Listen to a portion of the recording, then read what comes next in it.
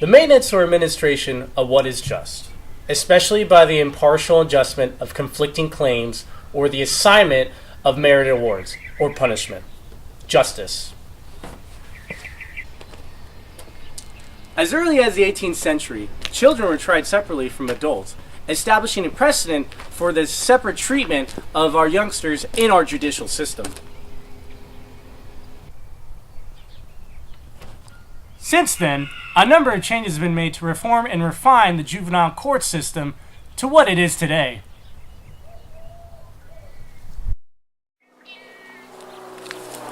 In 1950, the Youth Corrections Act provided sentencing benefits to defendants up to the age of 26, including the potential clearing of records for those paroled. However, this was later repealed by the Comprehensive Crime Control Act of 1984. The Juvenile Justice and Prevention Act of 1974 puts in place 4 provisions.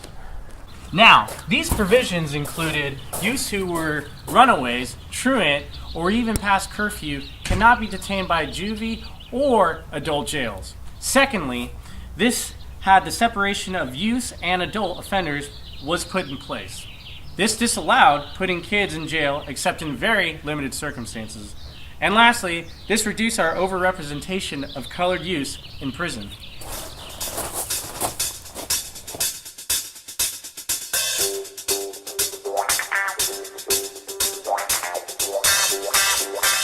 When you need a man on the case, Scott Anderson is the guy on the streets to get the word from the people.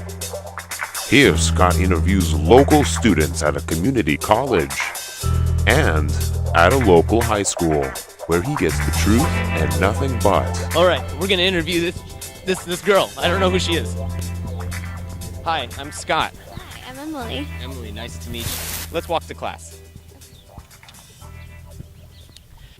Hi, my name's Scott. All right, so we're doing an interview about juvenile justice. What are your opinions about the current juvenile justice system? Any problems you see or any things that you would have fixed? I have no opinions on the juvenile justice.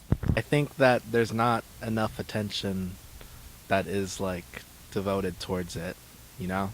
That's really underrated. Did you know that in 2012, Miller versus Alabama barred the sentencing of juveniles to life without parole? For juveniles? For juveniles, yes.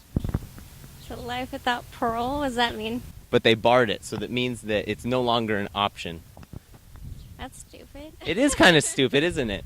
And that was the case. Like no matter what they're in jail for, it doesn't matter? What the courts decided is that it was in violation of the 8th Amendment, cruel and unusual punishment. What do you think about that? It was primarily for more like homicide. It's still the case. You can be sentenced. So it's still serious stuff. Yeah, serious stuff. Things like that. Serious stuff. It is serious stuff. So then maybe they shouldn't get a chance. Right. And so prior to that, it was an option. Now, currently states, including California, have taken that away as an option. Do you think that's a step in the right direction or the wrong direction? I think that's a step in the wrong direction. Probably in the right direction. Yeah. Did you know that it's not until the age of about 16 that your frontal cortex fully finishes developing? Prior to that, you're not actually able to make conscious decisions at the same level that an adult is. That makes sense. So you think that juveniles can be anybody from 15 to 17 if they commit a heinous crime, that that it's all right that they be sent to prison with zero possibility of reformation? Do I think that's all right? Yeah, that's all right. Yeah. Yeah? I mean, if they've committed a heinous crime, by the age of 15, you should know what's wrong and right. I don't know where to go. Record him. Hey, kid. Hey. Yeah? You wanna be in our, I'm shooting a documentary. How old are you? Are you 18? No. Cool, you wanna be in my video? Sure. Sick. After I agreed to give him a ride home and a trip to Starbucks, local high school teen Steve Anderson agreed to sit down and have a talk with me for a few minutes.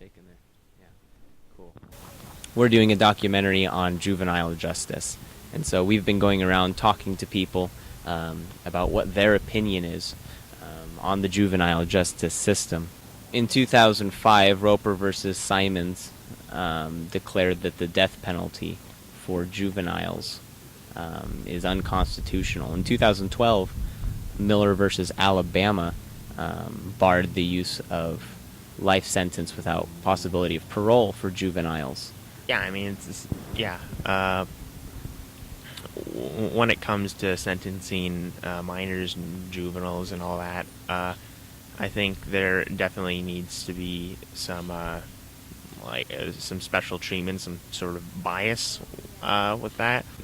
Yeah, they've only been alive for like 17 years max, and the goal of our prison system is it's meant to more be rehabilitation. And I mean, if we're gonna be giving up on our youth, then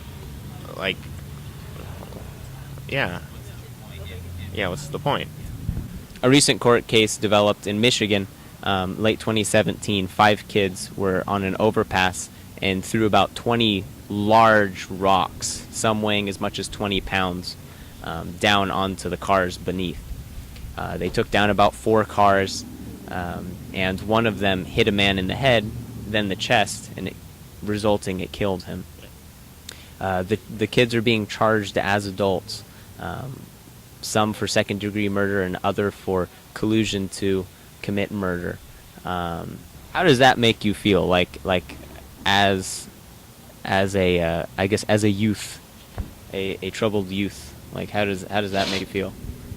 I realize that in a situation like this, there really are no right answers. You can argue for either side.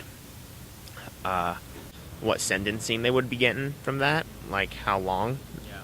But do I think there was any malice in his actions? No, probably not. He was just with his buddies throwing rocks off of an overpass, seeing what would happen, expecting to see other cars, and one kid threw one rock and another kid threw another, and progressively they looked for bigger and bigger rocks. It's a really difficult situation with sentencing, and so that's kind of what this whole thing is about. We're looking to bring more awareness to it. We're looking to talk about it. Just start a dialogue. If you start talking about it, then you start thinking about it more, and then you might make more of your decisions with a broader perspective of what's going on. So, yeah.